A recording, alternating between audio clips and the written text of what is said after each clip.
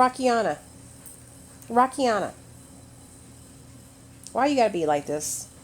Why you gotta do me like this? Why you gotta be all up in my grill? Why you gotta be all up in my grill? I love you. I love you. I love you. Love you. I love you. Rocky, no. I don't want to kiss you in the mouth. I do not want to kiss. Mm-hmm. Do y'all see this?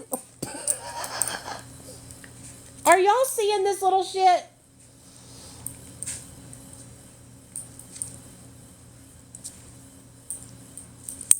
Rockiana. Rocky. No French kissing. I do not want a French kiss. I love you too. I love you just the same way. I love you too, baby. Hey, hey. Hey, Snickle. Hey, Mr. Snick. This little ornery little pup. Look at this little ornery man. Look at this little ornery man's. Are you an ornery man's? Huh? What? Oh, no, so. Don't be ornery man's. Don't be an ornery man's. Say, I'm a little ornery man's. I love you the best I can. I got my new teeth because I'm not a baby anymore. I'm Rocky the ornery man's. Look at the little snickle Fred. What's up, you guys? I hope y'all are having a great day. Did y'all see my weight loss video I just put up? Y'all gotta go check it out. Let me get my fucking tooth in. Okay, so I can talk.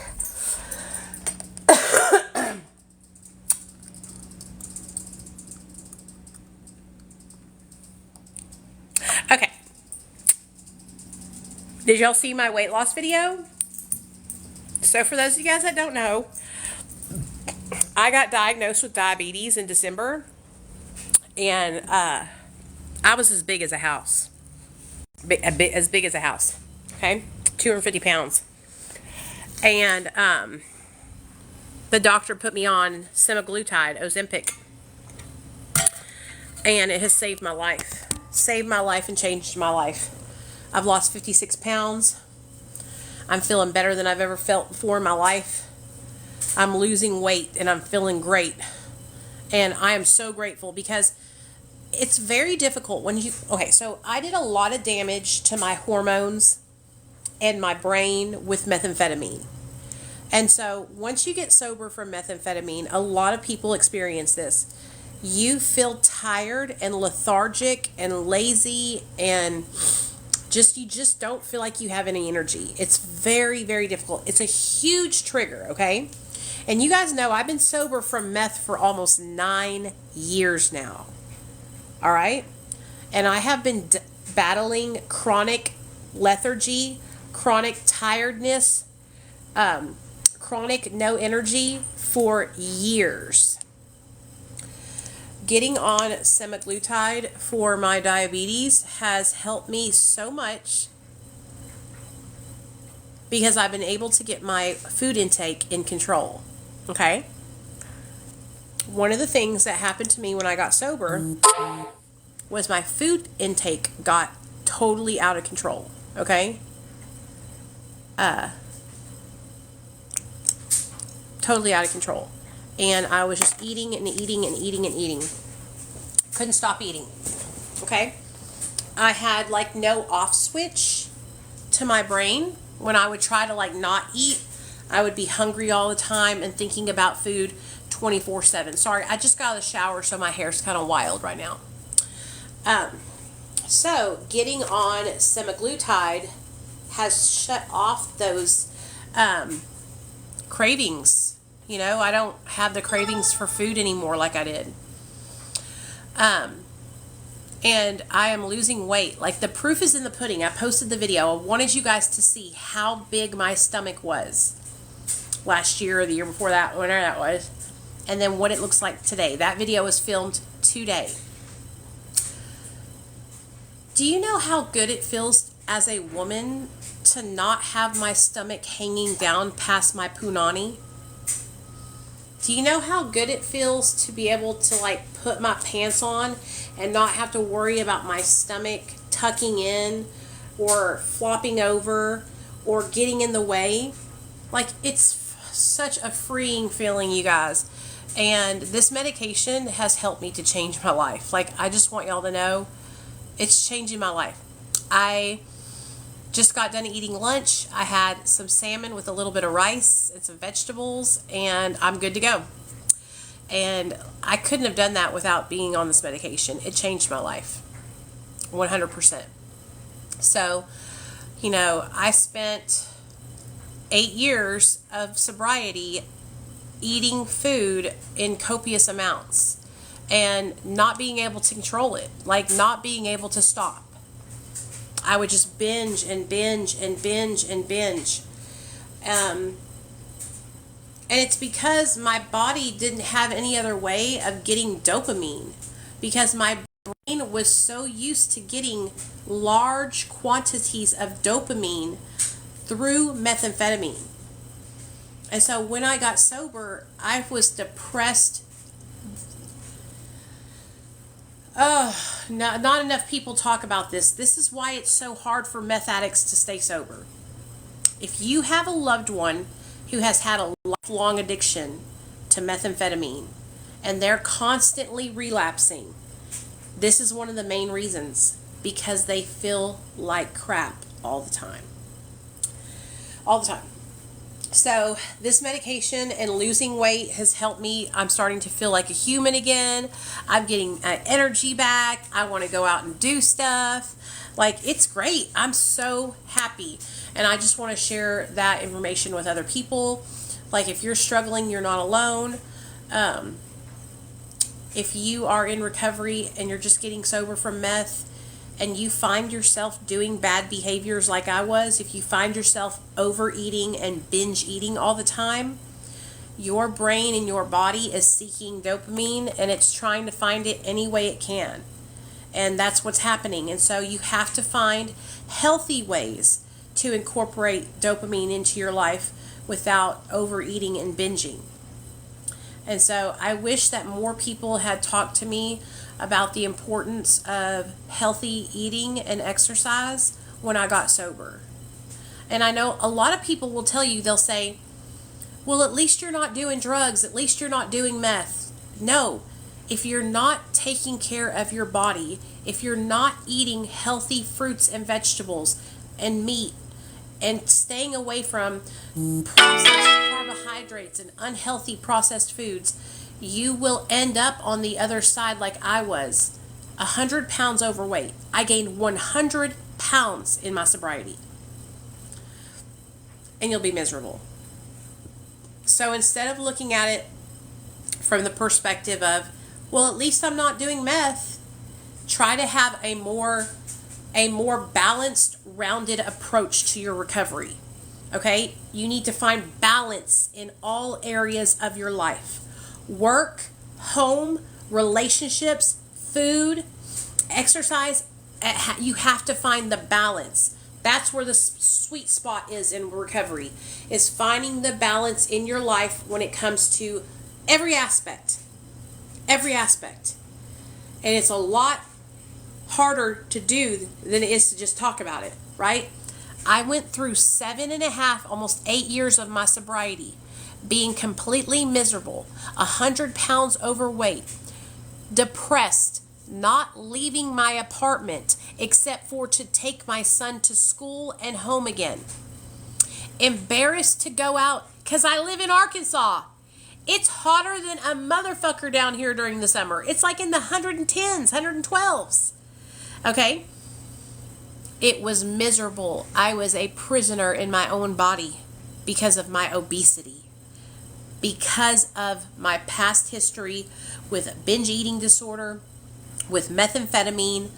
Why do you think I started doing meth in the first place, you guys? Why do you think I ever started using stimulants? For weight control. If you are like me, or you have a kid that's like me, and you're watching me and you're going, Oh my God, my daughter is just like Nicole and she's going through this exact same thing. Help her. Help her find balance. Help her get into... I wish somebody would have encouraged me and prompted me and pushed me a little harder to get involved in healthy hobbies, healthy activities, going to the gym, going outside, hiking, recreational things. And that would have helped me find that balance in my recovery, in my early recovery. Instead, what I did was I leaned on food, and food became my best and only friend because I was too ashamed to leave my home and make real friends because I was 100 pounds overweight, uncomfortable, and miserable. And so I just don't want people to go through what I went through. It's very, very miserable. It's a miserable feeling to have, to feel like you're a prisoner in your own body, you know? And, you know, binge eating, food addiction, it's all in the mind. It's an obsession. It's a compulsion. But you can overcome it. And if you need to get medication from the doctor to help you overcome it, do it. Like I said, semaglutide, Ozempic, has saved my life. Saved my life. Yes, I am diabetic. That is why it was so easy for me to get it, because I had an A1C of 11, you guys. I took my blood sugar this morning. It was 81, which is completely normal. Took my blood pressure this morning. It was completely normal. Do you know that my blood pressure used to be so high that the doctor used to think I was going to have a stroke when I was in his office? And just from going from 220 pounds down to 187, my blood pressure and my blood sugar are completely normal range now. So that's like 30 pounds, okay? Just imagine what's going to happen when I lose another 20 pounds and another 20 pounds. Shit, baby, maybe next year I'll be running a marathon and taking y'all on the journey with me. I don't know. But I just want people to be encouraged. I know what it's like coming off methamphetamine. I know how hard it is. I know how hard it is to stay encouraged. I know how you feel like you have no energy. I know, because I felt that for so many years. And I know it's hard to listen to your kids when they're telling you, like, I feel depressed, I feel sad. They're not lying to you. Methamphetamine, when you use meth, your brain produces more dopamine than any other drug. Any other drug. So your brain basically uses all the dopamine that it can naturally produce. And so when you get off this stuff, you have no baseline. You are like this. You are like in a rut. Okay? It is such a deep hole to come out of, healing from meth addiction. Like, I really want people to understand this. This is why your kids are going back to meth. Because at least when they are taking meth or taking stimulants, they have energy. At least when they are doing it, they can get things done in their mind, right? We all know what happens. We end up overusing. We end up going into psychosis. We end up going into hallucination. But what we tell ourselves at the beginning is, I'll control that. I can take the meth and I'll just do a little bit. And it'll help me work better. It'll help me exercise. It'll help me get my house cleaned. It'll help me be more social. And that's how it starts out. And then slowly but surely we work our way back into being completely addicted and strung out. So that's why so many people struggle staying sober from meth. Because their system is crashed out. They have no happy chemicals being made in their brain. So they're in a state of, it feels like, if I could explain to you what it felt like for 7.5 years of my sobriety. I was sober for 7.5 years, and I felt like this. It felt like if somebody took the shine off of a car that's newly, freshly painted. You know when a car is newly, freshly painted, and it's got that gleam? It's got that silver, it's like a lamination over it. It's like super glowy. Imagine somebody just coming and wiping all that off and you're dull. That's what it feels like. That's what it's like getting sober from meth. Is you feel no joy, you feel no pleasure, you feel no happiness, Nothing. Nothing naturally occurs. And so then you find yourself using things like food to get the little dopamine hit from that, or using caffeine to get a little dopamine hit from that. I wish that I had been smart and started going to the gym and getting a runner's high and getting dopamine that way. But I wasn't educated enough about how important it is for you to exercise your body and your mind in sobriety. And now I am. And so now I really want you guys to know that I see you. You're not alone. I know how it feels. I felt like that for so many years. I don't know how I made it 9 years in sobriety. I don't know how I didn't relapse. Because I felt horrible for so long. And I'm just now starting to feel good again and feel confident again. And like I said, it is 100% attributed to me dropping this weight. This weight has been a burden on me, and it has been depressing, and it has been overwhelming, and it has been painful. You guys know that I couldn't walk around because of my back. It hurt so bad because my titties were so heavy, because my titties were so big. Ugh. Anyway, I love you guys. I just wanted to come on here and share a little bit of information about the importance of physical health, mental health after getting sober from methamphetamine. And I love you guys. And if you need anything, you can always send me a message, and I'll talk to you guys later. All right. Bye, y'all.